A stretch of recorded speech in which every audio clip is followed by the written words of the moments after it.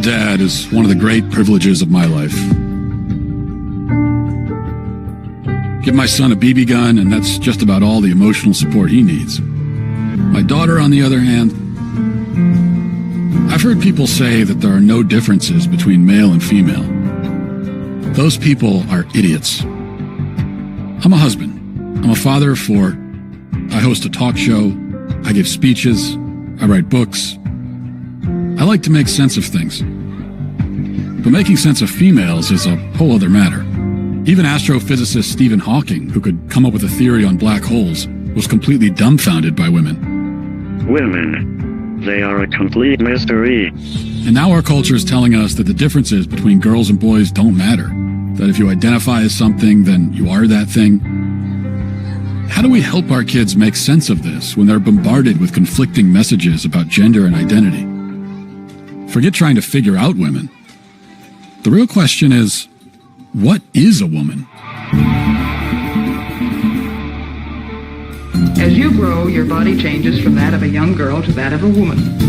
Soon, Molly will be a young woman, having dates, going to dances in lovely romantic dresses. The boy's shoulders are broad and his body muscular, while the girl's body is more curved. I'd like to know more about different kinds of hormones. Presence of these hormones in the blood brings about many changes in the bodies of both boys and girls. Being a woman is one of the things I like best about myself.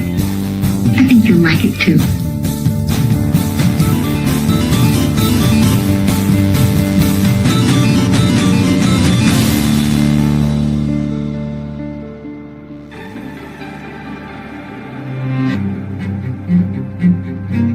I like to come out here to think. Nature seems to always tell the truth, even when we don't want to hear it. Truth is, I'm not very good at fishing. But what is truth? Is there a truth? Is this what progress looks like? Can my boys really become girls? Do I have 4 daughters? Do I now have to pay for 4 weddings? Is there a son trapped in my daughter's body? If so, how do I get him out? Are any of my kids who they claim to be? Who are these people? Who am I? I better see a therapist. In the state of Tennessee, I'm a licensed marital and family therapist, which basically means I've been trained up to think about like systems, family systems, how we were raised up, how that shapes who we are today. So on your website, if you'll bear with me, sure. Quoting, you say, I use a combination of approaches in my therapeutic work, including anti-oppression, feminist, and narrative frameworks. I rely deeply on systems theory and understanding that individuals are products of and in dialogue with our surroundings, including our families, broader culture, workplaces, nature, and political climates. What does that mean? Yeah. So thinking about the modalities that I use, I'm definitely informed by like feminist family therapy, and the idea is that we live in gendered worlds where there are certain imperatives that are placed on us about who we are and what we do based on how we've been gendered. From the minute I was assigned female, I was told, okay, these are the kind of clothing that you're going to wear. These are the kind of, the type of play that you're going to engage in as a child, the path that maybe your life will take because of social expectations. What do you mean by assigned female? Who assigns female? Yeah, so most times people, when they're born, they're assigned a gender by the doctors. Yeah. Like, what do they base that assignment on? So basically it's based on genitalia. So people looking at genitalia and deciding, okay, this is a girl or a boy. And we know now that that sex and gender are so much more than just this binary. Some women have penises, right? Some men have vaginas. That's not how gender works. How do we know that that's not true? Where did we learn that from? Yeah, well, I learned that from hearing from transgender people who've said like, oh, I'm a trans woman, and just because I happen to have a penis, right, that doesn't mean that this is like who I am as a person, or that genitalia doesn't equal gender. Who they are, their gender expression, that, yeah, a trans woman is a woman. With the fluidity of these things, how do I know if I'm a woman? You know, That's a great question. I like scented candles, and Yeah. I've watched Sex and the City. Yeah. And, Yeah. so how do I know? Yeah, Matt, that question right there, like that question is like when it's asked with a lot of curiosity, right? That's the beginning of a lot of people's like gender identity development journeys. If my mom who gave birth to me is a woman, and my wife is a woman, though I haven't asked her, maybe I should.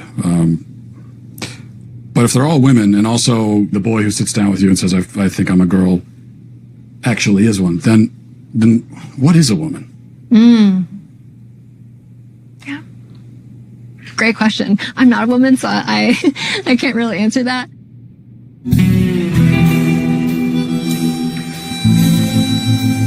I thought therapy would make me less confused. Am I the only one feeling this way?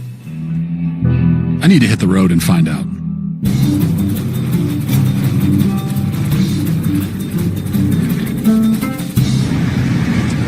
We're talking about gender in society. Let me start with a real basic question.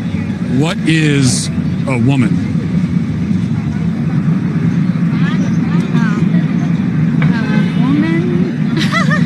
I don't want to assume, but you guys are all women? Yes, we're women. So how would you define it, like in the simplest terms? That is hard. Yeah, it is. It is a stumper. A woman is someone that likes to be pretty and think of themselves as a delicate creature. I'm pretty indelicate. Okay.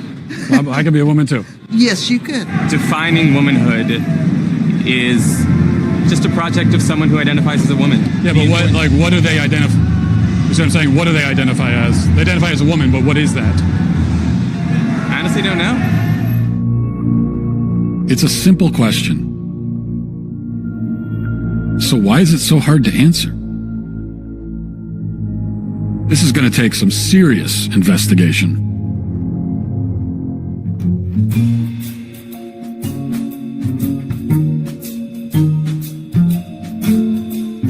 For all of human existence, women were understood to be a certain thing.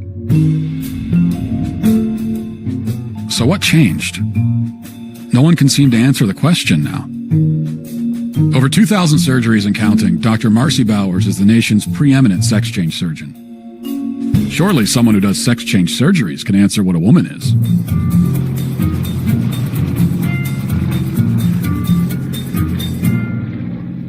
Dr. Marcy Bowers, first of all, thanks for talking to us. My pleasure. So you're a world-renowned gynecologist and surgeon. You're also a transgender woman. Can you tell me a little bit about... Well, I mean, I identify as a woman, but... You're a woman, right. I'm a woman with... I mean, that's my life, day to day, but I have a transgender history. So one thing on your website, it says gender-affirmed, GAV, gender-affirming vaginoplasty. What is that exactly?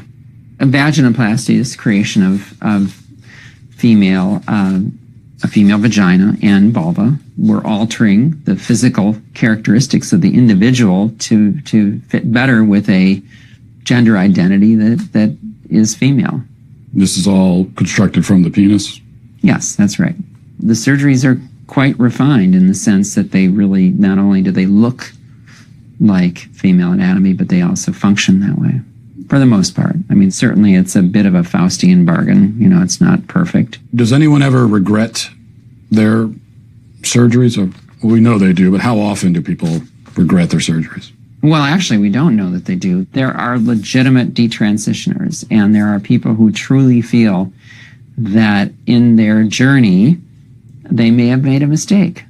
Now, fortunately, this is a really, really uncommon phenomenon. I don't know if you've ever heard of people in the trans-abled community. These are people who are physically able-bodied but feel like they should be disabled or identify as such. For example, a man who has two arms but feels like he should have one. If a man in this kind of marginalized community went to the doctor and said, I want to have my arm cut off, do you think that... That doesn't have anything to do with gender identity. Well, it's someone's someone's self-identity, how someone identifies? That's someone who has and I'll accept it as a mental diagnosis, a psychiatric condition. I don't even pretend to know what aptomenophilia is all about, but somehow it's the idea that you're fascinated or charmed by having a limb or part of a limb missing. Okay, I would say that's, pardon my non-medical language, kooky. You don't see any? You think this is totally irrelevant? Yep. So the biggest, broadest question is, but what is a woman? A woman is it's a combination of your physical attributes and then what you're showing to the world and the gender clues that you give. And hopefully those match your gender identity. The critics on the other side of this, of this issue. There aren't many, but go ahead. There aren't many who would disagree with what you're saying about. Well, the dinosaurs of the world are certainly out there. Yeah.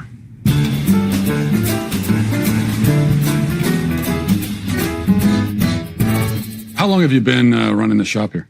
25 years. Wow.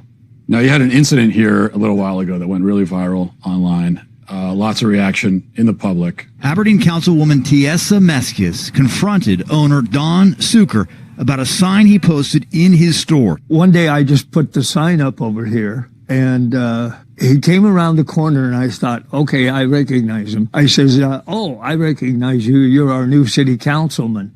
He says, no, I'm your new city councilwoman.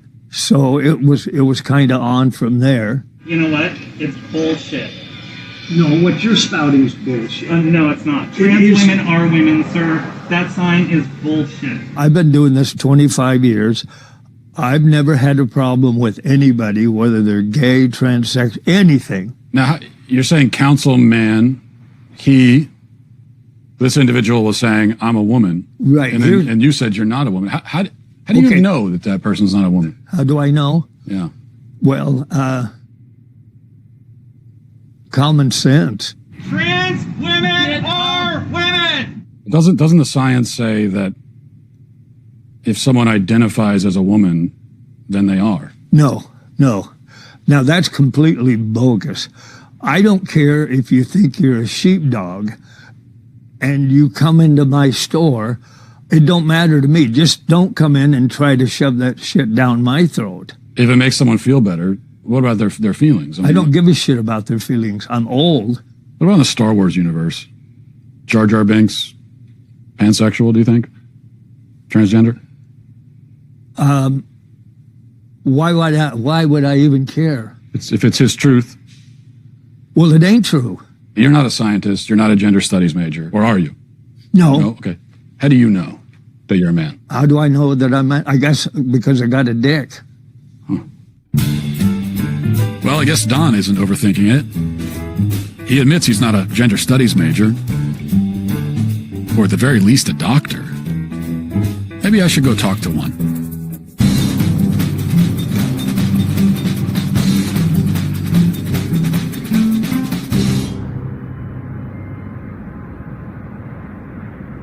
My name is Michelle Forcier, and I have a medical degree from University of Connecticut, residency, University of Utah Pediatrics, and I've worked for a number of different Planned Parenthoods for 20 years. I do advanced contraception and abortion, as well as gender hormones, and sort of looking at the whole sort of schema of gender, sex, and reproductive justice. So you've done a lot of work in this field. Could you just start by telling us? Sure. At what age can a child first begin to transition into another gender or identify themselves as a gender different from how they were born? Yeah. Well, I mean, there's research and data that show that babies and infants understand differences in gender. Some children figure out their gender really early, and the reason why we say, oh, it's interesting or important is because they're figuring out their gender identity is not necessarily congruent with their sex assigned at birth. When the doctor sees the penis and says, this is a male, has the sex of male, that's an arbitrary distinction? Telling that family based on that little penis that your child is absolutely 100% male identified, no matter what else occurs in their life, that's not correct. So what does gender affirmation care? You're a big proponent of, if we walk through, a child is sitting down with you, is questioning their gender. What's the gender affirmation process? Affirmation means that as a pediatrician, as someone who says my job is to provide the best medical care for you, is I need to listen really carefully. And how I put it in words for kids so that they can understand it is, tell me your story. Where have you been in terms of your gender and your gender identity? Where are you right now? And more excitingly, where would you like to be in the future? Have you ever met a 4-year-old who believes in Santa Claus? Mm-hmm. So this is someone who believes that a fat man is traveling through the sky on a flying reindeer at lightning speed, coming down his chimney with presents. Yeah. Would you say that this is someone who maybe has a tenuous grasp on reality? They have an appropriate 4-year-old handle on the reality Agreed. that's very real for them. Agreed. But Santa Claus is real for them, but Santa Claus is not actually real. Yeah, well, but Santa Claus does deliver their Christmas presents. Well, yeah, but he's not real, though.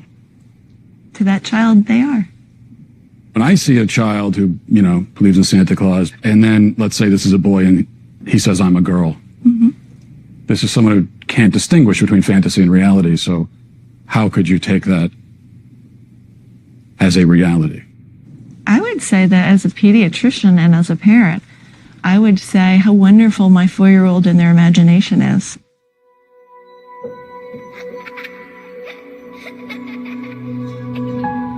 Aren't kids famous for their active imaginations? Should we really let our children define reality?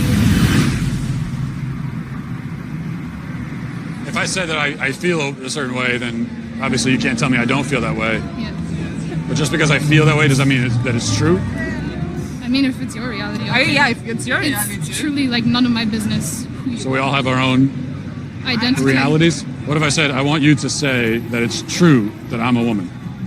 Would you say that? Okay, you're a woman. I would also say that. If you want. Yeah. I honestly don't care. Like, whatever makes you happy. What's true to you can be false to me. So like, it's like. What if I said that it's true? My truth is that you don't exist. Does that mean you no longer exist? I mean, if that's your truth, sure. I don't. Because But you do. I mean, if you're saying that I do, then I do. Well, but even if I said that you don't, you still do, because we're having this conversation. I mean, are we? I think so. I mean, I thought... That's what you think. Well, I should have known it would be hard to define reality in Hollywood. I should probably look to the place where truth is the foremost pursuit. The American University.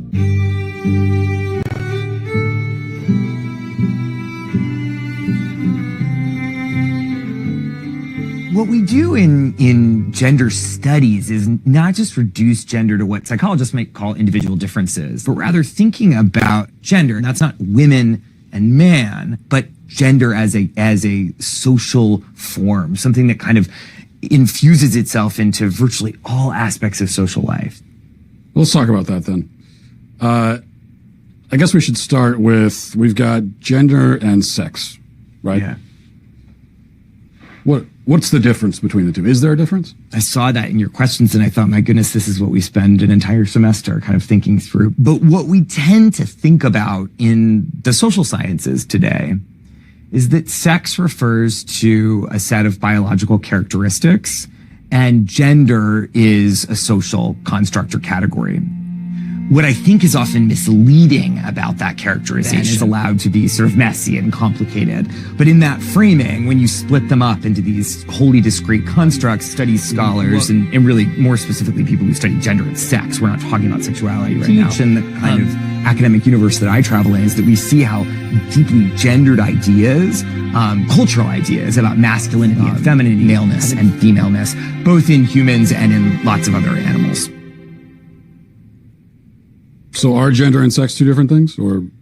Well, I think that they both are and they aren't. I'm comfortable saying that gender and sex are two different constructs, but they're deeply intertwined with each other. We're talking about gender and sex, and there's a lot of controversies there. If we're talking about a trans woman has all of the male physical characteristics, so would that not be a male then? Couldn't we plainly say this person is a male? Well, I guess it's like, why are you asking the question? I think I want to understand sort of why that's so important. So if someone tells you... Just to sort of understand reality, you know?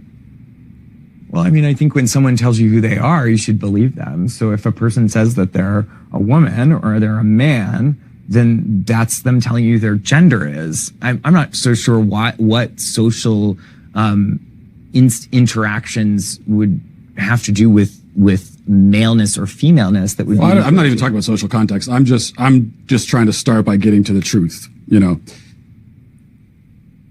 Yeah, I mean, I'm really uncomfortable with that language of like getting to the truth again in social life. Why is that uncomfortable? Because it sounds actually deeply transphobic to me. And if you keep probing, we're going to stop the interview. If I probe about what the truth is? You keep invoking the word truth, which is condescending and rude. I'm saying to you... How is the word truth condescending and rude? Why don't you tell me what your truth is, and you're walking on 30 seconds more of thin ice before I get up. What my truth is? Well, I don't think I really have a truth. I think that there's just the truth, like the reality. And so we should begin by trying to figure out what the reality is. And why are you concerned with when someone else tells you that they're a man, or even if they use the word male, why are you concerned with not believing them? Well, you keep bringing it back to, you know, how do you respond in a social situation? But, that's what I do. I'm a social scientist. Well, right. But we're in a university. This is a place of understanding truth, isn't it? Or absolutely. We pursue truth, and I'm a social scientist, and that's what I do. You just said the truth is transphobic. That you would say, that if you're saying the truth is that I get to say, you're not a man, show me your genitalia, that's transphobic. No, I don't want to see anybody's genitalia. I just mean someone can make a statement about themselves that could be untrue. Like, for example, if I were to say that I'm a black man, would you accept that, or would you be skeptical? Are you black? Are you African American? Are you biracial? I don't think so. Okay, well, you don't look that, and I don't think it doesn't sound like that's a genuine statement of who you are. Okay, so that's my point. I could make a statement about who I am that's incorrect. Of course, I think it's well established that human beings can lie, yes. Or not even lie. I mean, I could just be mistaken. Yeah. I'm sure where you're going. I guess this all comes down to really one question. Especially women, gender, and sexuality studies. So what is a woman?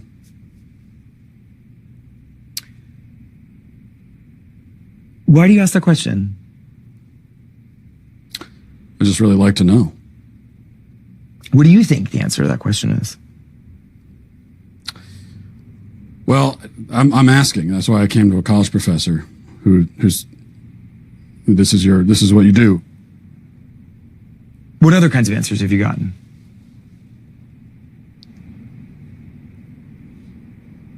A lot of like this, where you're not answering, and I've gotten a lot of that. So I think it's interesting that you say that some of the people you've interviewed have been reluctant to answer it, and I think that has a lot to do with the questions that preceded it, and the way that you've conducted yourself in the interview. How have I conducted myself? How do you think you've conducted yourself? You just really don't want to answer the questions, do you? I came today very willing and enthusiastic about answering questions about women's and gender sexuality studies, which is so the work that I do. You wanted to answer questions about women's studies, and so shouldn't the first answer you should be able to provide is what exactly is a woman? Well, for me, it's actually a really simple answer, and that's a person who identifies as a woman. But what are they identifying as? As a woman. But what is that? As a woman. Do you know what a circular definition is? I do. It's sort of like what you're doing right now, where a woman is a woman. Mm-hmm. Well, because you're seeking what we would call in my field of work an essentialist definition of gender. I think it sounds like you would like me to give you a set of biological or cultural characteristics that are associated with one gender or the other. I'm not seeking any type of definition. I'm just seeking a definition. Yeah, and I gave you one. Well, now I can say I've been to college. Glad I didn't pay for it. Is there anyone willing to give me a straight answer? Ideally, somebody with a bunch of medical degrees on the wall.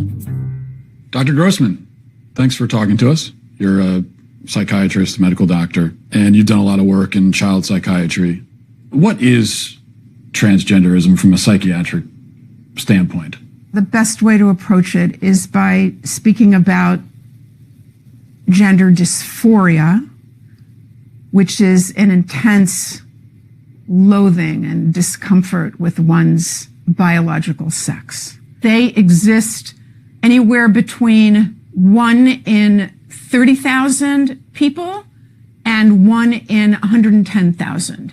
It's important to distinguish those people from what's happening much more recently, which is kids that never had any discomfort or dysphoria, as it's now called, with their biological sex. And then quite suddenly, as preteens or as adolescents, they come out and they announce that they are gender fluid, or they start to question their sex. So first, let's define the terms sex and gender. Yes, please. Sex is biology.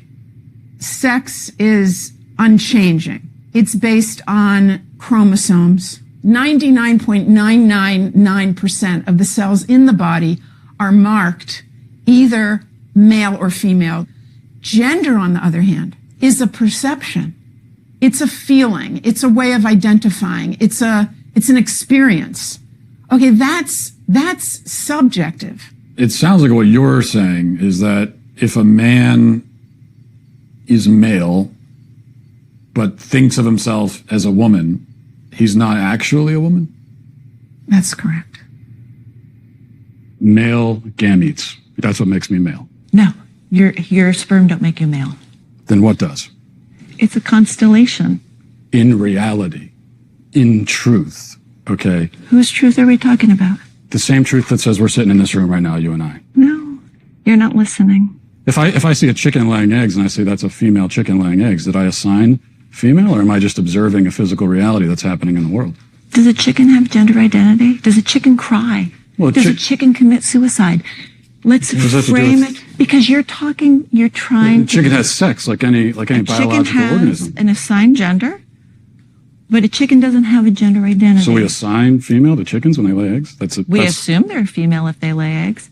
Now, I was told that really everyone agrees with the current approach to gender and transitioning kids and all of that. And if you don't agree, that you're a dinosaur and a bigot. So are you a bigoted dinosaur?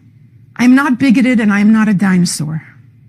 I am rooted in reality and in science. Whose reality? There's one reality.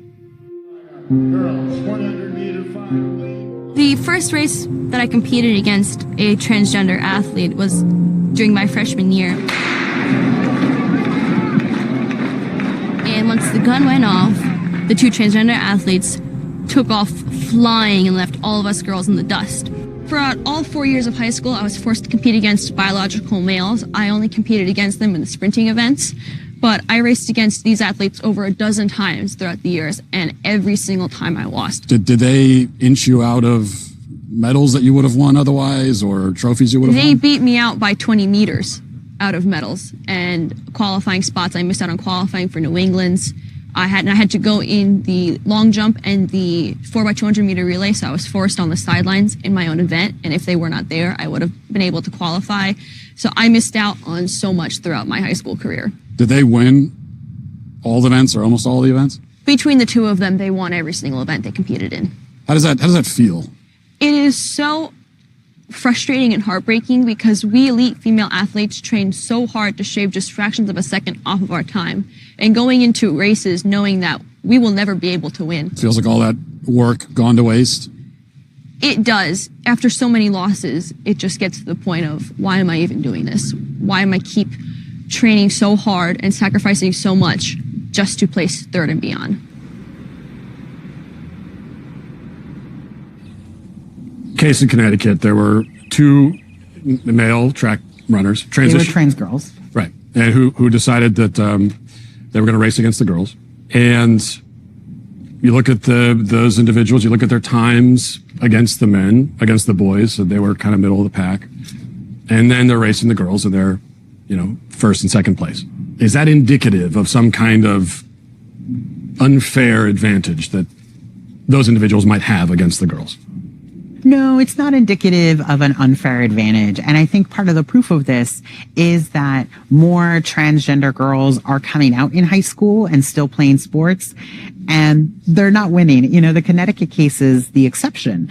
It got a lot of attention because those 2 trans girls performed well, but there are many, many more trans girls competing in sports, and they don't excel. Because at the end of the day, whether or not you win a game is about how hard you work in your practice, and most of us aren't going to win. And that goes for transgender athletes too.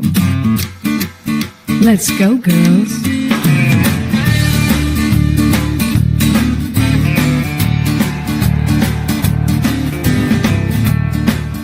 The norm is that transgender youth don't win that much in sports games. Alana McLaughlin was very appreciative for Provost to take this fight. I don't know how appreciative is now, but she got a couple punches in. It is very much the exception when a transgender young person does win. And the tap. And it's because there's not really an advantage to being trans. Only a few people are going to lead the pack. There are some slight differences, but does it translate to a competitive advantage? I think you'd be very hard-pressed to prove that.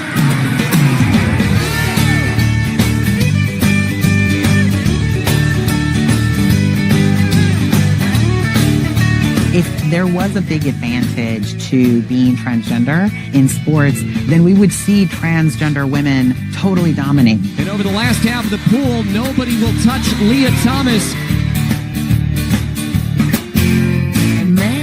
I feel like a woman. Transgender swimmer Leah Thomas breaking barriers and records. But in a new article, Sports Illustrated calls the college senior the most controversial athlete in America.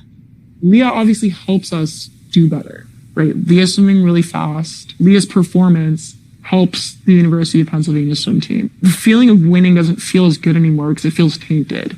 There was a lot of things you couldn't talk about that were very concerning, like a locker room situation. If you even brought up concerns about it, you were transphobic. If you even bring up the fact that Leah swimming might not be fair, you were immediately shut down as being called a hateful person or transphobic. But there's never any conversation. The coaches don't sit everyone down and acknowledge what everyone's really upset about. So Penn actually brought in people high up in the athletic department to talk to us. They brought in someone from like the LGBTQ center. They brought in someone from the psychological services. So you're upset about what's happening, and so you need psychological help. Yeah. And they told us in this meeting, they said, look, we understand there's an array of emotions, but Leah's swimming is a non-negotiable. However, we can help you make that okay. That's what we're here for. So you're anonymous for this interview. Why did you decide that you can't have your face out there saying these things? They've made it pretty clear that if you speak up about it and you say anything negative, that like your life will be over in some way. Like you'll be blasted all over the internet as a transphobe if you come out, and then you'll never be able to get a job. Like anyone who wants to hire you will look you up and see you're transphobic and your life will be over. Let's say that I identified as a woman tomorrow and I wanted to go into the same locker room where you are. Should I be allowed to do that? As long as I identify that way? I don't know. I just feel that other women would be uncomfortable by you walking in there. Ella dice que qué tú piensas acerca de que los hombres que son transexuales usen baños de mujeres. ¿Tú crees que está bien? No. Pero dilo. No, porque tienen bien. Controversy at a health club in Koreatown over the issue of gender. That's right. Video of spa goers complaining was posted on social media. I just want to be clear with you. It's okay for a man to go into the women's section, show his penis around the other women, young little girls underage. Your spa, we spa, condone that. Is that what you're saying? Like I asked. It's so he can stay there. He can stay there? What sexual orientation? I see a dick. Police identified the person involved as 52-year-old Darren Morager of Riverside County. Morager, who has been a registered sex offender since 2006, now faces 5 felony counts of indecent exposure. Hello, I'm Congressman Mark Takano. Trans Month of Visibility is a time to recognize the strength, diversity, and resiliency of the transgender community. Together, we can make our country and our world a more accepting place by speaking out against transphobia at the source and supporting the trans community by getting the Equality Act signed into law. Congressman, thank you for being here. Thanks for joining us. You are the first member of Congress who's a member of the LGBT community and also a person of Asian descent. You're also a big proponent of the Equality Act. Yes. What is the Equality Act? If you were to just summarize it very briefly, I know it does a lot. The most simplest way to talk about the Equality Act is that it simply amends the 1964 Civil Rights Act to include sexual orientation and gender identity. So public accommodations is one area. What's a way that someone who's LGBT could be discriminated in public accommodations currently? Currently, public accommodations is the whole area of, hotels and motels and bathrooms and sports teams. Is that? I say bathrooms, sports teams, athletic events. Let's get into more specific policy issues. There are some women who say, and I've talked to a few who say this. They say, hey, I'd like some privacy in the bathroom. I'd prefer not to encounter naked penises, frankly. They say even that the penis is a telltale sign that someone is a male. I mean, there are people who kind of really bought into the rumor that only men have penises. How do we account for that? How do you respond to that?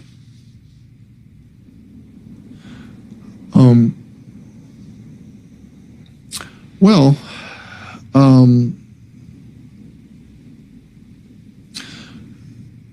what I would say is that most transgender people that I know, and it's a very, I think,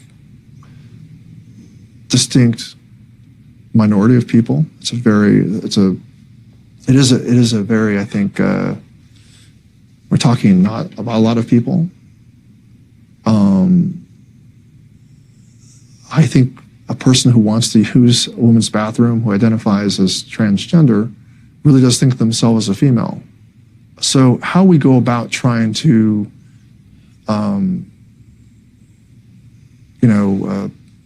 respect their basic right to live, I think will be an important part of this law. And bathrooms. Well, wait a minute. Bathrooms are, where you want to take this conversation instead of the basic right to just life is something that I'm kind of mystified that you're kind of not focusing on first. That we're going straight to the controversy over bathrooms. So, you know what? I think this interview is over. Yeah. I think this interview is over. I just had one last question. The interview's over. We want to know what is a woman. Please turn off the cameras. Excuse me. So we're going to end the interview. If you guys could please pack up and return the office exactly. I just wanted to know. Okay. I came all this way to know what. Thank you. They're fair question. I just wanted to know what is a woman. And you're not going to find out.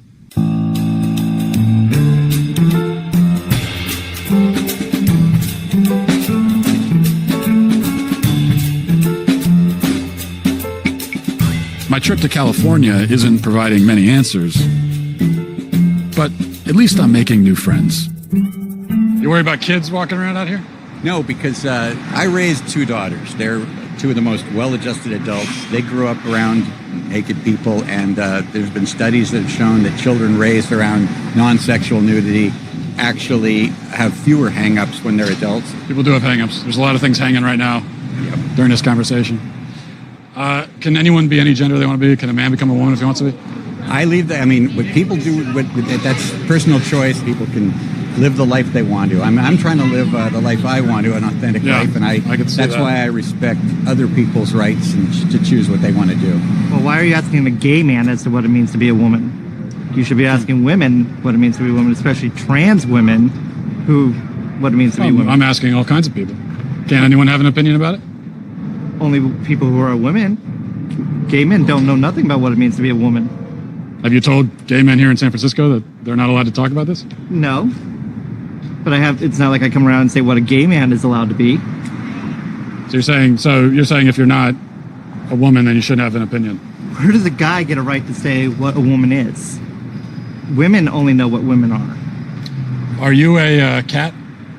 No. Can you tell me what a cat is?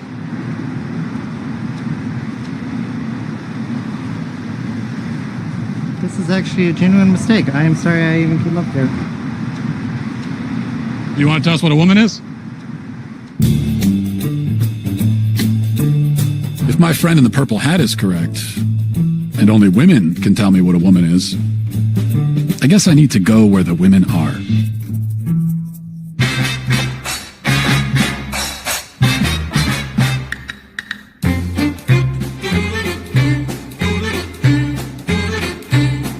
What is a woman? Can you tell me that?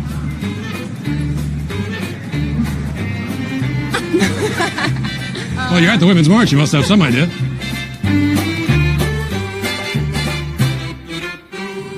So, I see girls, vagina.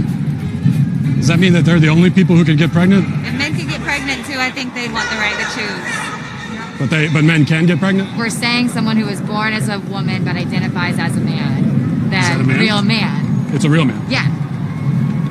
So men can get pregnant. Yes, if we're saying yes. They have the parts to do so.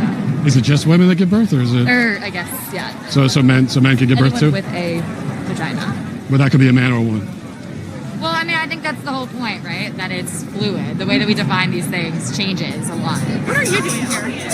I'm asking these questions. Okay. I'm trying to figure out what a woman is. That's why I'm here. And this is the Women's March. I figured this is a good place to find out. I've come all this way to ask that question. Can anyone tell me what a woman is? You are not here for women. We ask you to leave. What is that? How am I harassing? I'm asking a question. Who's body? What is a woman? Can anyone here at the Women's March tell me what a woman is? How about you tell me what a woman is and I'll put a mask on? Sir, tell me what a woman is and I'll put a mask on.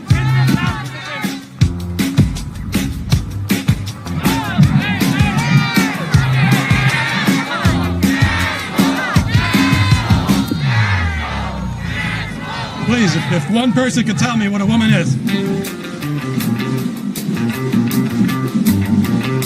Do you guys know what a woman is by any chance?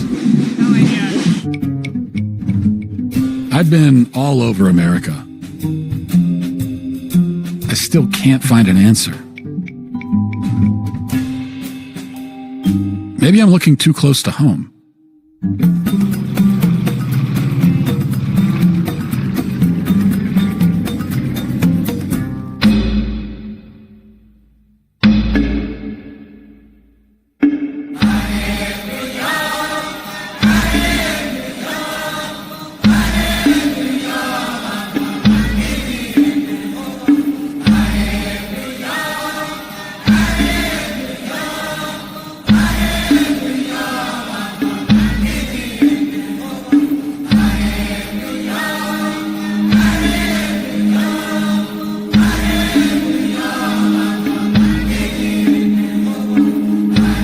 Came a long way to come and talk to you guys, thousands of miles from America.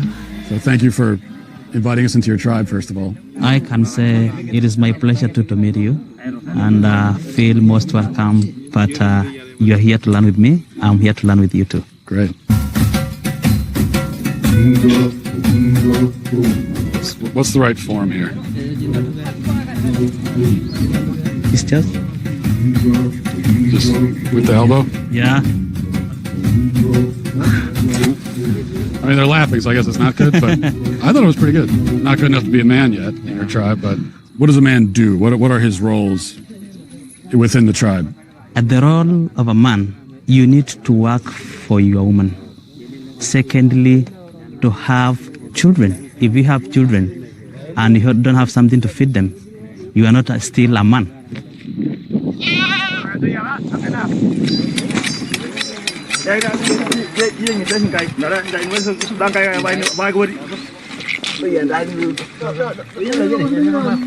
Yeah. Okay, there you go. All right. Yeah. Okay. That's the blood. It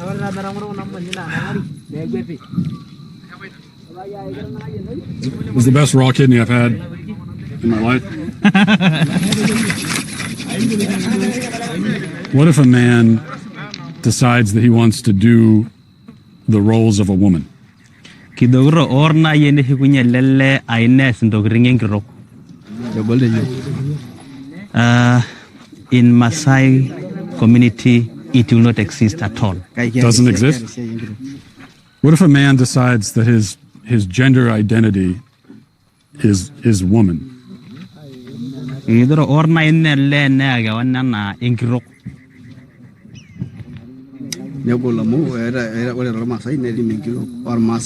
A woman has its own duty and a man has its own duty, and a lady cannot do the duty of a man and a man cannot do a duty of a woman.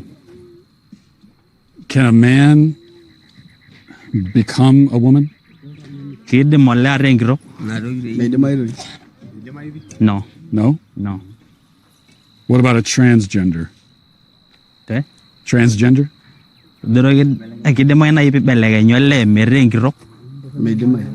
No. No. It will look like if you want to become a lady but you're a man, you have something wrong in your mind. Something wrong in your family, something wrong in you. What about if someone was non-binary? Come again? Non-binary? Do you know, like someone is you're not a woman, you're not a man. Yeah, someone is neither. There's something else. Is that?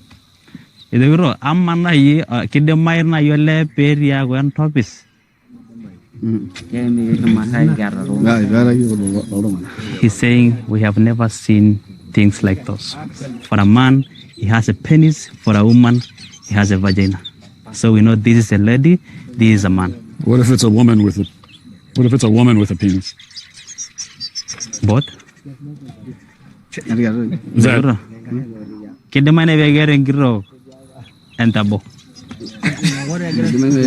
People are laughing. Is that a dumb question?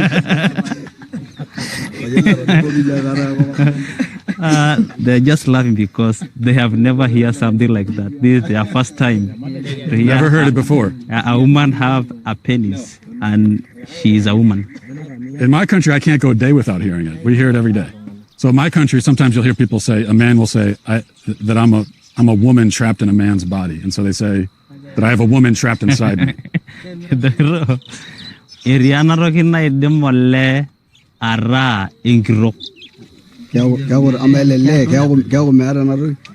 They want to know a woman has the breast. Yeah. Secondly, she has a vagina. Vagina. And the question is, does this man deliver? Does he deliver babies? No, not as far as I know. The question is, let's say if you want to sleep a woman, definitely you'll do sex. Sex with a woman. Yeah. And you the vagina, is it? But for the man, where do you He asked that question. I don't know all the logistics of it. Based on what I'm saying, would you ever want to move to America? They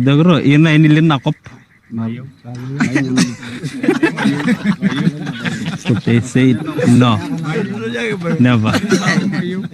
What is a woman if you had to give it a definition. She's saying a woman delivered, a man cannot. So it sounds like you don't spend a lot of time thinking about gender. You just kind of live your lives. You don't think much about it. He said, no, because we believe that's a God plan. God's plan? He's saying that I'm shocked on what you are telling me. He's shocked? Yeah. The Maasai people don't think much about gender, but they have a firm sense of their identity.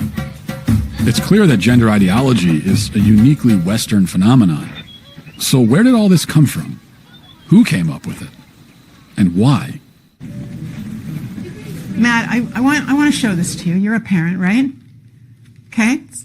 It's perfectly normal for 10 years and up. Here's just one page I want you to see here.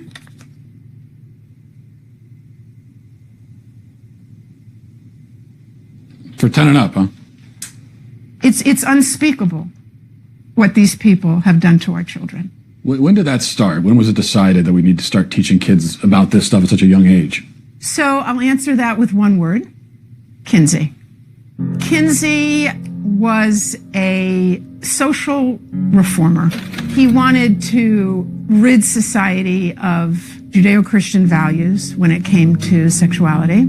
And he worked very hard to do that, and I would say he succeeded. Kinsey would be very happy with our culture today. His idea was that children are sexual from birth, that we're all inherently sexual creatures from cradle to grave. He believed that true happiness is found in a life of perverse sexual experimentation, no matter the age. What came out is that his research was fraudulent. Kinsey based his fraudulent conclusions on data he collected from convicted sex offenders and child molesters. His research was conducted in prisons, not everyday America. He also performed horrific sexual experiments on children, some under the age of 1. His most influential book, Sexual Behavior in the Human Male, contains an infamous chart called Table 34, which documents the orgasms of very young kids, including babies as young as 5 months old. But instead of suffering the consequences for his heinous actions, he was and still is celebrated by academia and Hollywood. His ideas form the foundation for sexual education in public schools today. How do we get from this to you can choose your own gender? Okay, well, now we have another very important character, and his name was John Money. John Money was a psychologist and professor at Johns Hopkins University. Gender ideology was his brainchild. In fact, he coined the terms gender identity and gender roles. And according to Money, babies are gender neutral at birth, and ultimately environment determines whether a person is a man or a woman. Money was telling the world about his theory that a boy could be raised as a girl and do just fine, and vice versa. And so Money tried out his theory on 2 young twin boys, the Reimer twins. When the twins were 8 months old and they went to be circumcised, the first twin, whose name was Bruce, something went wrong with the machinery and his penis was burnt off. They stopped and didn't do a second circumcision on the other twin, as you might imagine. And the parents, of course, didn't know what to do. How are they going to raise this child? John Money convinced Bruce's parents to transition him into a girl. Money also conducted sexually abusive experiments on the twins throughout their childhood, including forcing them to simulate sex acts on each other. He reported up to the age of 10 that this was a complete success. Well, wasn't true. The results were a disaster. Bruce could never fully accept his female identity. Eventually, his parents told him the truth, and he chose to transition back to a boy, taking the name David. As an adult, David spoke out about the abuse and the damage done to him by John Money. The girls would do their things with their Barbies and things like that, and that wouldn't interest me. Mm-hmm. And things such as trucks and building forts and, getting to the odd fist fight and climbing trees. That's the kind of stuff that I like, but it was unacceptable, so I'd never... As a girl? As a girl, I had no place to fit in. The trauma that he and his brother and his entire family went through left deep scars. His brother died of an overdose when he was 38, and then David committed suicide. There was never a retraction or an apology from John Money. Instead, his ideas were adopted by mainstream psychology, and they form the basis of gender ideology today. Why don't more people know about John Money and Alfred Kinsey? Evidently, there are forces that don't want this information out.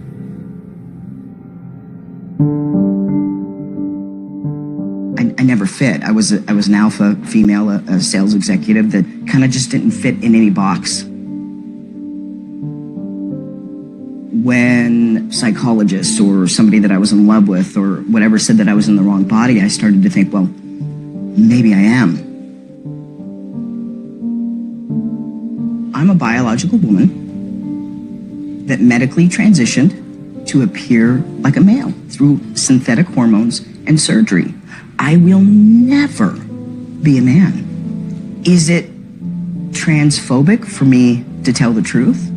Why is it that a couple hundred years from now, if you dug up my body, they're going to go, yeah, that was a woman, had babies. Can you tell me about the procedures that you had? I've had 7 surgeries. I've had 1 stress heart attack. I've had a helicopter life ride with a pulmonary embolism. I've had 17 rounds of antibiotics. I had 6 inches of hair on the inside of my urethra for 17 months. Nobody would help me, including the doctor that did this to me because I lost my insurance. I get infections every 3 to 4 months. I'm probably not going to live very long. Was there any real discussion of the risks and the side effects? No, there's not. And I know that people want to think that there is, but there's not. The truth is that medical transition is experimental.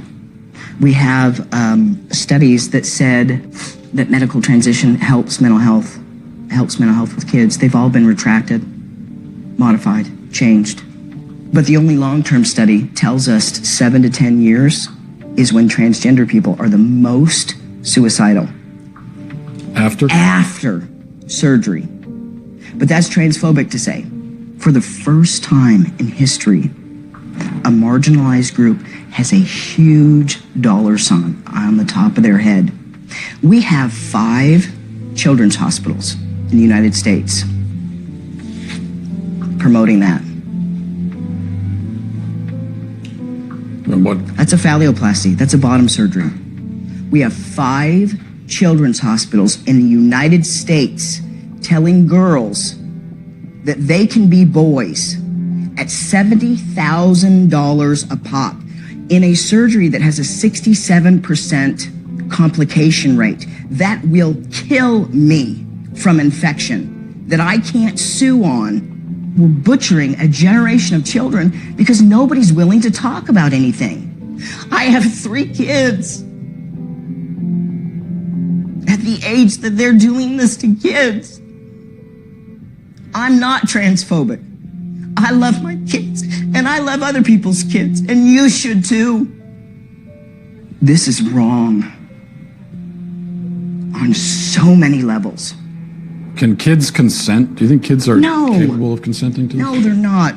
Being a parent is loving the hell out of your kids and helping them see around corners. What's the youngest patient that you've operated on?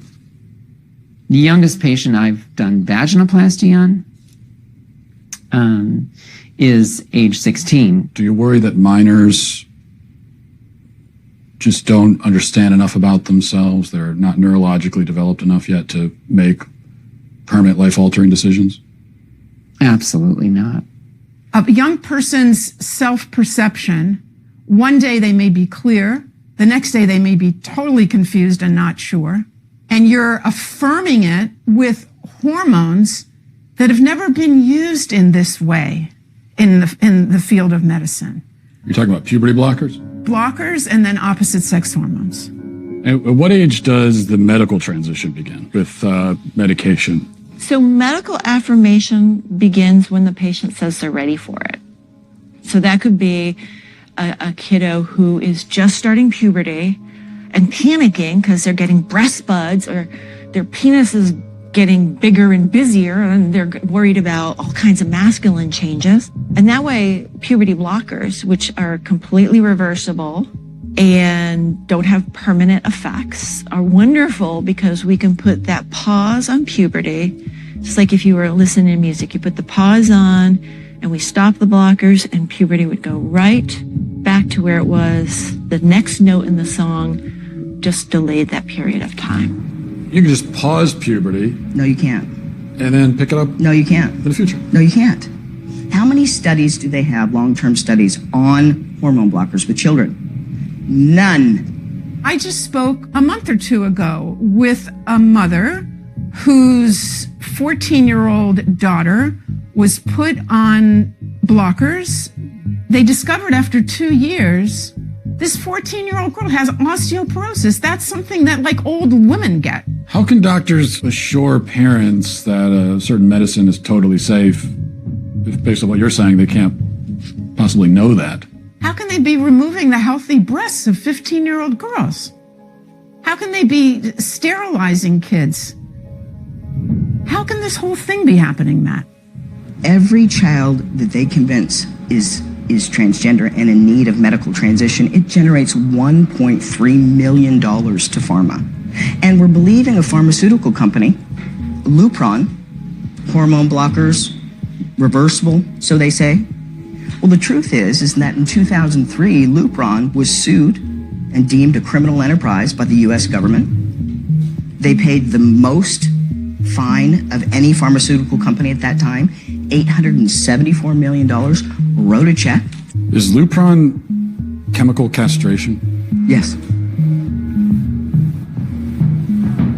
We're giving it to pedophiles, aren't we? We're giving it to people that are dying, and we're giving it to kids, telling them that they were born in the wrong body and it's completely safe. One of the drugs used is Lupron, right? Which has actually been used to chemically castrate sex offenders? You know what?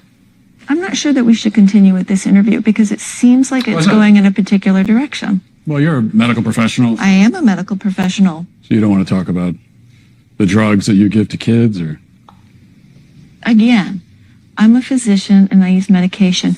You're choosing exploitive words. Drugs I give to kids. I'm choosing a chemical word that was in a dictionary. That's not a correct term for puberty blocking. I could look it up on my phone, but I'm pretty sure if I looked it up, you can look it up on your phone. It says medical definition: the administration of a drug to bring about a marked reduction in the body's production of androgens and especially testosterone. And I'm saying, as a pediatrician who takes care of hundreds of these kids, when you use that terminology, you are being malignant and harmful. I mean, there are some who would say that giving chemical castration drugs to kids is malignant and harmful. It's about the context of caring for a child and seeing the suffering that kids can have that have not been in affirmative home situations. What do you say to the claim that, well, we have to do this for these kids because if we don't, they'll kill themselves. They'll resort to drugs and self-harm. A lot of them were hurting themselves. A lot of them were suicidal before they even discovered gender. That is never part of the discussion. And they say, what would you rather have? A living daughter or a dead son? If this is what the professionals are saying, it's terrible emotional blackmail. Hello? Hey, is this? This is, yes. Hey, it's Matt Walsh. Where are you right now? I'm in Vancouver, British Columbia, Canada right now. Are you able to leave? I'm not able to leave BC. I can't even go to another province in Canada right now. And it's because I'm technically out on bail. What happened exactly?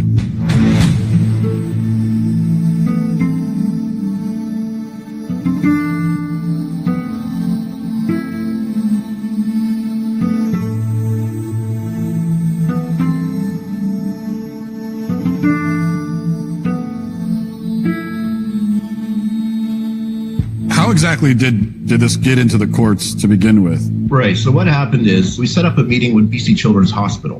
And according to the BC Children's Hospital website, there's going to be a thorough evaluation. And I'm thinking, good, this is going to be the end of it all. They're going to clearly see that my child is not the opposite sex. So my ex-wife brings my child into BC Children's Hospital.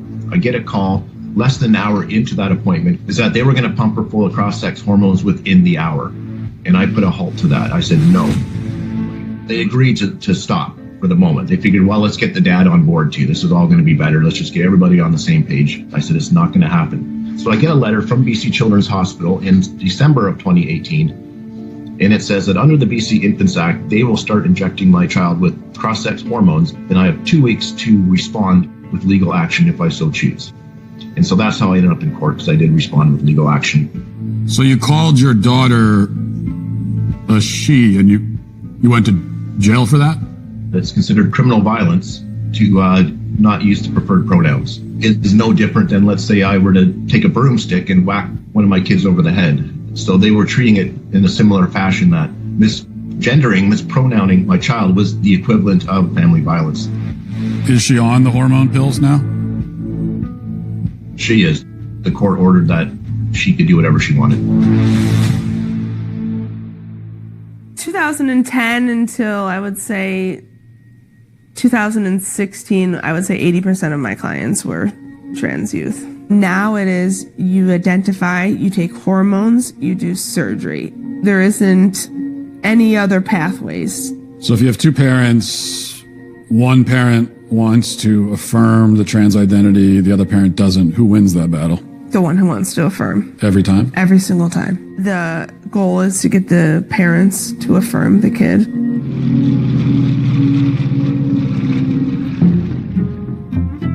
There's no such thing as a gender-affirming therapist. That's a contradiction in terms. Why? Because you don't affirm if you're a therapist. It's not your business to affirm. You come to see me because there's something wrong. Maybe you come to see me because a destructive element of you is wreaking havoc in your life. I'm on the side of the part of you that wants to aim up, man. That's what I'm on the side of. Okay, now I don't know what that means in your case, but we're going to talk about it. Am I going to affirm what you think? No, it's not up to me to affirm it. You don't get a casual pat on the back from a therapist for your pre-existing axiomatic conclusions. That's not therapy. That's a rubber stamp. Is anybody at any point explaining to these kids the real long-term consequences of hormones and puberty blockers? I don't think they're explaining it to the kids. So that has frightened me, that it's become, that we're even talking to the kids about it at 10. We're presenting it in schools. So this generation, they're the lab rats. Biological sex, binary. It's been binary for like 100 million years, longer than that. Temperament is not binary, temperament or personality. So that's gender. Temperament is gender? Well, gender is not a good word because it's vague and it isn't measurable. So do we need it? Why can't we just say temperament? What do we even need the word gender for? Well, I don't need it. Yeah. But what I would say is that people who talk about the diversity in gender are actually talking about diversity in personality and temperament, but they don't know it. You can have a masculine temperament if you're a woman. Maybe 1 in 10 women have the average temperament of a man. And you can have feminine men temperamentally. And it's not that uncommon because the differences between men and women temperamentally aren't that great. There are masculine girls. There are feminine boys. What are we going to do about that? Carve them up? You, as someone who started your professional life, transgender care. Yeah. Now you're sitting here talking to me.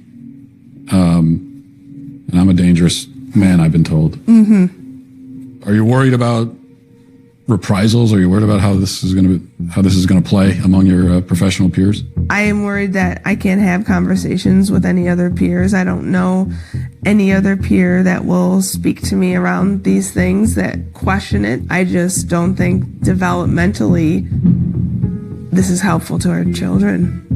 You step wrong as a therapist, you say the wrong thing once and like your bloody career is over. And now it's the same with physicians. How's that going to work? You're going to go have an honest conversation with your physician when he's terrified out of his mind and he'll say something politically incorrect during the diagnostic process? Hey man, you're sick with whatever you want to be. See you later. You want a prescription for something? I left academia because the climate had become too stifling politically, especially when it comes to the topic of gender identity and the science of gender. It is absolutely impossible to do good research. You basically have to decide beforehand what you're going to find so that you don't upset activists, and that is not how you do science. Why has this shift occurred where all of a sudden gender and sex have become so politically and culturally charged? There's a really ugly history between sex researchers and transgender activists. In the past, if any sex researcher spoke out about science that went against activist orthodoxy or particular narratives that activists wanted to promote, they would basically have their personal and professional reputations ruined. So what you see is that only experts who toe the party line and say the things that activists like, those are the people who get attention, those are the people who get lifted up in the media. And also, I would say people are incentivized to go along with the activist narratives and gender ideology because that helps their career. Trans is very cool. Trans is a way of giving yourself value, given the way society at the moment is functioning. All of the things that used to give us anchors of identity have become very fluid or very volatile in recent years. And into that context, I think what you find then is new identities start to fill the void or the vacuum. Whereas in the past, I might have got my sense of self-worth from being part of the village where I grew up.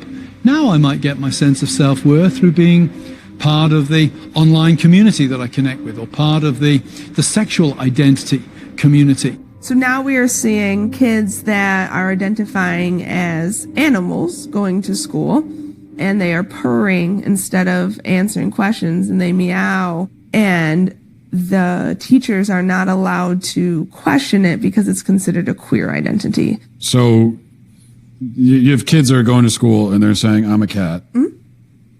And the teachers have to affirm them as a cat.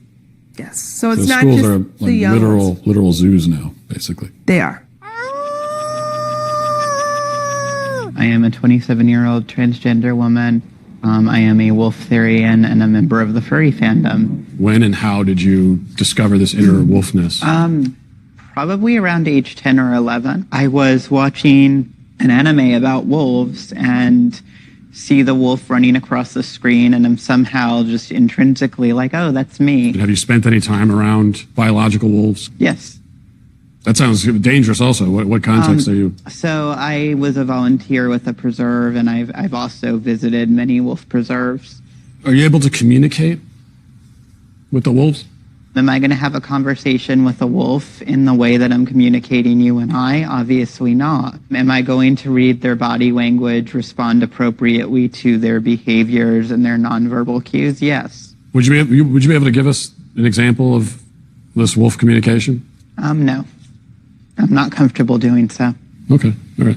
How exactly have these ideas become so pervasive? First of all, I think we need to remember that in the West, at least, we have it drilled into our minds from childhood onwards that personal happiness is the key to individual flourishing. Secondly, we think of ourselves in psychological terms. I am my feelings. And in order for me to be happy, I have to be able to express my feelings. I have to be outwardly that which I feel myself to be inwardly. Thirdly, we're taught that interfering with somebody else's happiness is very bad. We need to acknowledge that there are powerful lobby groups, powerful cultural and political lobby groups driving this thing. Hollywood is pressing LGBTQ plus matters in so many movies. We're seeing it in the way Amazon sets up its algorithms. There are all kinds of factors in society that are pushing what would really be numerically a fairly minority interest into being one of the main political focal points of this generation. After my operation, I will be a woman. Why can't she just be a lesbian? Because she's not a lesbian, Mom. She's a boy. Because I was born in a girl's body. Can I ask you a question? Why don't you kiss me? The whole idea of social contagion, that there could be something in one's social environment that could play some role in somebody coming out identifying as trans, would you say that that is definitely part of your story? When I look back, I don't think I would have ever even considered seeing myself as a boy without these social aspects, especially if I hadn't joined these online communities. I identify as non-binary. I'll officially be changing my pronouns to they, them. My pronouns are he, him, and demon, self. I've been going by they, them pronouns for 4 years now. I'm pretty comfortable with it. I use they, them pronouns. There was literally a period of a few weeks to a few months. I started out as an ally, and then eventually I was starting to identify as transgender. We are trans models. So they go on the internet and they're told that all of their problems will be solved if they become a man. Kids are being taught you might feel like you're a boy, even if you have a vagina and you're a girl. You are what you feel you are. Some people are girls, some are boys, some are both, some are neither. Gender is all about how we feel on the inside and how we express ourselves. Ah, the gender fluid teacher. What do I go by in the classroom? I go by Teacher Fambrini. As a queer and trans teacher, my agenda is to show little boys that they don't have to be like as stereotypically masculine, that they can like paint their nails and wear earrings and like still be a guy and like it can be cool. So you worry that there could be a sort of social contagion element of this? A teeny tiny bit, maybe. Looking back on it, it was the same pattern, just kids who were really struggling, kids who were very alone and isolated. They have anxiety. They don't fit in with their peers. They don't know where they belong. Maybe they didn't have a welcoming family life. They just got caught up in these communities online. Then they discover, hey, there's this group of people, and they also don't fit in. They're different. They're not sure who they are. Gee, that's where I fit in. Today is the day before my top surgery. I am waking up tomorrow at 5 a.m. to have a subcutaneous mastectomy. We're telling children when they haven't fully developed that all you have to do is medically transition and you fit in. I was one of those kids. It got me at 42. Your child doesn't have a chance. Trans rights. This is only going in one direction. You will respect us. As parents come to understand more about gender identity, kids are coming out at younger ages. It's exciting. And you know who gets it right? Is this next generation. The next generation who's already telling us that our antiquated ideas of things have to be a certain way just don't apply to them. They're rejecting a lot of our social mores. They're tweaking the system. I just don't think it's realistic to put this decision on them that is basically saying, are you okay with the risk of permanent health effects that you can never ever reverse? How can you ask that of such a small child? I'm a physician and I use medication. Certainly it's a bit of a Faustian bargain. Puberty blockers, which are completely reversible. You keep invoking the word truth, which is condescending and rude. Some women have penises, right? Some men have vaginas. Does a chicken cry? Does a chicken commit suicide? I'm not a woman, so I can't really answer that. I guess because I got a dick.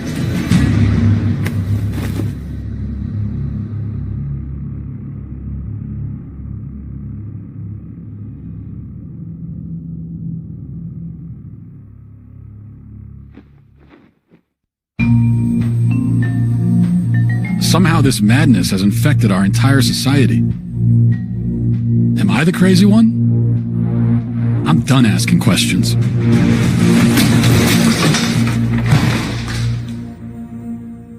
Tanner Cross is on administrative leave for what he said about gender identity.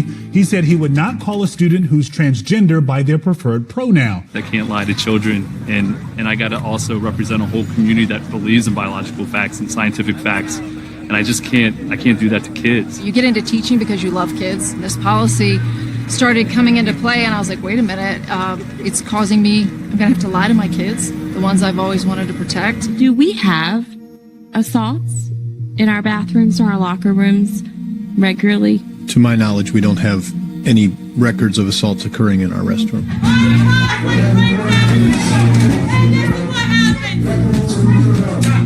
The predator transgender student or person simply it does not exist. The Virginia Department of Education says it is now reviewing whether the Loudoun County School District has properly reported cases of sexual assault. This comes after a 15-year-old was charged on 2 separate occasions for assaulting 2 different students at different schools.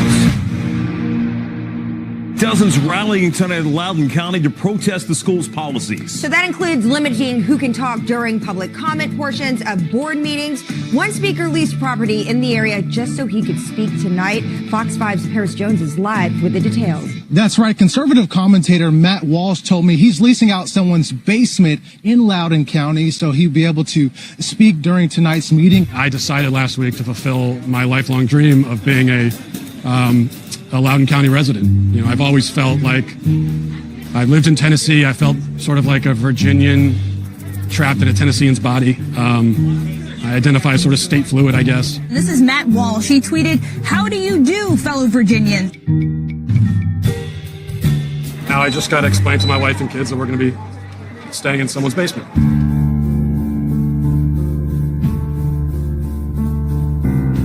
They tried to muzzle me by not allowing me to speak. And when that didn't work, they tried to muzzle me with a mask. I would thank you all for allowing me to speak to you tonight, but you tried not to allow it, yet here I am. Now, you only give us 60 seconds, so let me get to the point. You are all child abusers. You prey upon impressionable children and indoctrinate them into your insane ideological cult, a cult which holds many fanatical views, but none so deranged as the idea that boys are girls and girls are boys. By imposing this vile nonsense on students to the point even of forcing young girls to share locker rooms with boys, you deprive these kids of safety and privacy and something more fundamental too, which is truth. If education is not grounded in truth, then it is worthless. Worse, it is poison. You are poison. You are predators. I can see why you try to stop us from speaking. You know that your ideas are indefensible. You silence the opposing side because you have no argument. You can only hide under your beds like pathetic little gutless cowards hoping we shut up and go away. But we won't. I promise you that.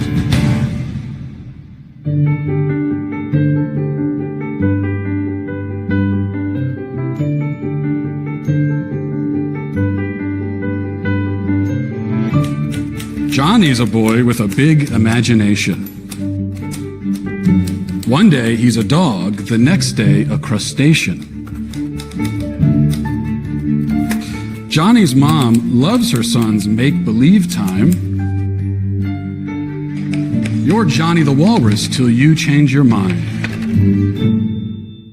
Matt Walsh is out with a new children's book. The book is called Johnny the Walrus. What is this about? It sold out on Amazon in a few hours. So I have embraced my true calling as a children's author, hence the cardigan. The book is about a little boy who's very imaginative and playful, and like I have 4 kids, and they all have an imagination. Yeah. And he likes to pretend to be different things, and one day he pretends to be a walrus. And unfortunately, his mother is very progressive and thus confused, and so she's convinced by the internet and by society that if your child is identifying as something, then he really is that thing. And so she tries to raise her child as a walrus, as a sort of trans walrus, respecting his self-identity. One morning, he came downstairs barking and clapping, wood spoons for tusks and sock fins a flapping. He had spoons in his mouth. He was pretending to be a walrus.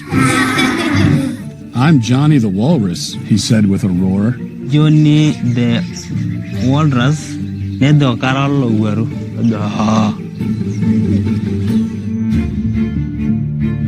This is a hot topic. Yes. That's a good thing, right? Yeah, absolutely. It's good for us to have these conversations so people open their minds and relearn and unlearn to what we've been taught. So I want this to be a safe place to talk about and learn.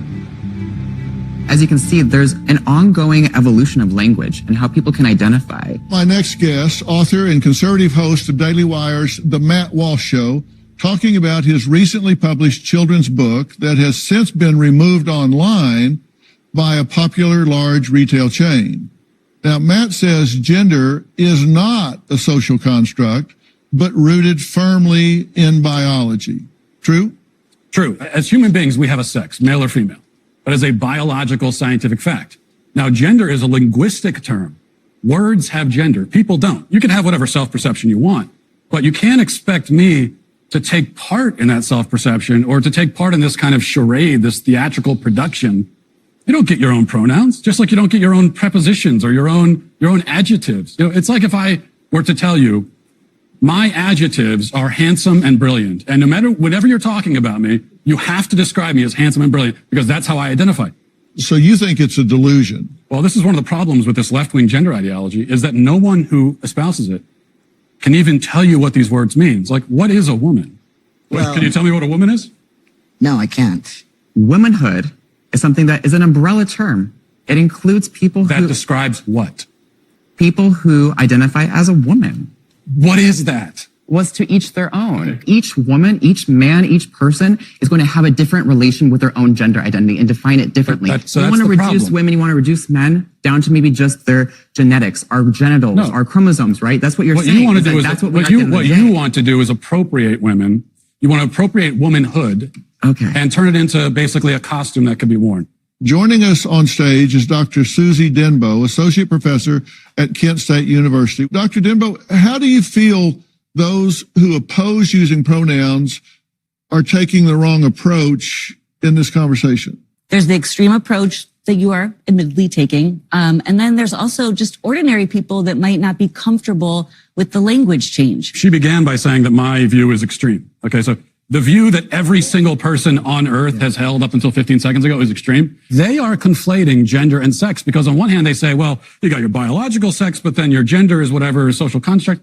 But then they turn around and say that trans women are women. So a man who identifies with the gender, the social construct of womanhood, actually is a woman. Part of me wants to ask why you care so much, because it's really not that big of a deal. Can I answer that? I care about the truth. So basic truth matters. I want to live in a society where people care about the truth. I care about children, and these insane ideas about gender are being foisted on kids, and that bothers me quite a bit. I care about the women who are having their opportunities stolen from them. I care quite a bit, yeah. I wanted us to have a safe place to be able to talk about this, and it seems like we should just keep the dialogue going and hopefully find some middle ground.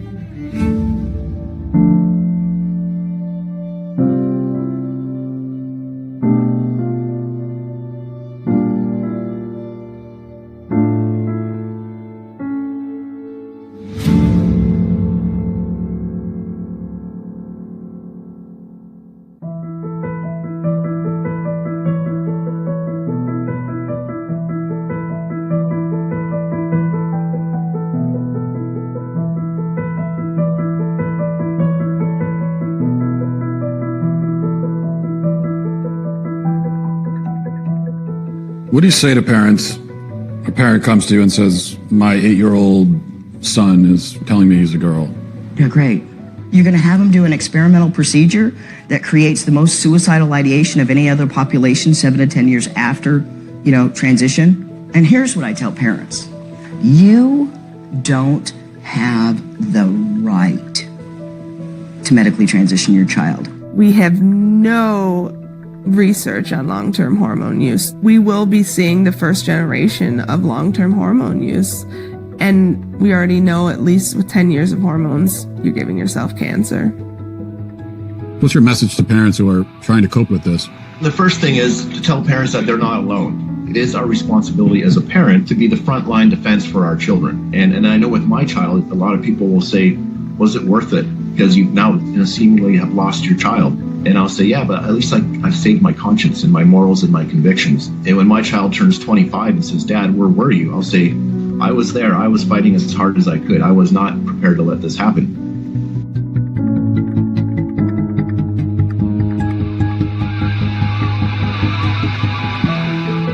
Does this really matter is another question. So, matters for those who are getting double mastectomies when they're 16.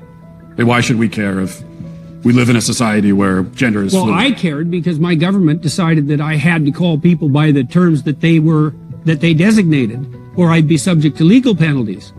It's like, no, I'm not doing that. I don't care what your reason is. You don't get control of my tongue. We live in a climate now in which No one seems to care about the safety of women and girls who are going through a very developmentally challenging time in their lives. They may not want to share spaces with their male peers. I would not be surprised in a few years, there will no longer be women's sports. It will literally be men's sports and transgender sports. The question being asked by the trans person is a legitimate one. How can I be happy? The answer being given by having my body transformed to look like the other gender, by having myself pumped full of hormones, clearly isn't working. And we have to find a better and the more humane way of dealing with individuals who are struggling with gender dysphoria. I have the utmost compassion for people who suffer from gender dysphoria. It's a nightmare for them and their families. The vast majority, up to 90% of kids, if they go through a normal puberty, they're going to be okay. They will be at peace with their bodies, and they will have avoided dangerous and experimental medical interventions and surgeries. Maybe we're up against a battle here, up against a hill that perhaps, we're not going to necessarily win today, but if we don't pave the way for a win, we'll never get there. So we're going on this journey. Boys can be girls, girls can be boys, men can be women, women can be men. It makes me wonder, what is a woman? What is a woman? A woman is someone who claims that as their identity. It could be many things to many people. I think the question really brings up the fact that it is pretty relative, right? That if you ask women across race, across identities, across class, across culture, you will get a different answer. Some of it is, based on biology. Some of it is based on hormones. Some of it is based on what you wear and how you present yourself. A woman is not anything in particular. There's no one particular thing. There is not one particular thing. A woman is someone who says that she is a woman and transitions to be a woman. Who says that she's what? Can you define the word woman without using the word woman? And it's actually kind of like, it's a curious question, but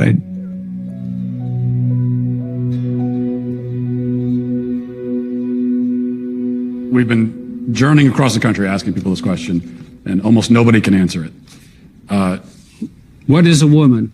What is a woman? Marry one and find out. Mm-hmm. So I should go home and ask my wife, I guess. Yeah.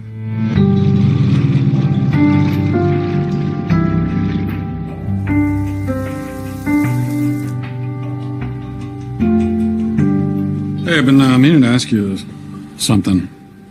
Uh-huh. What is a woman?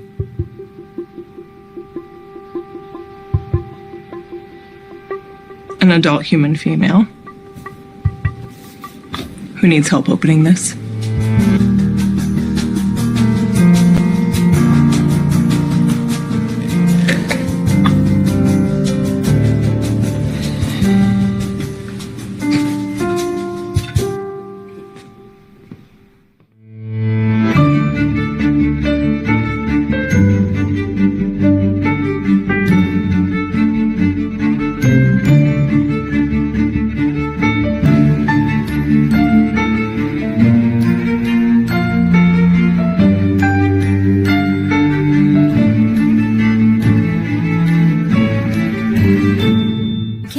Provide a definition for the word woman.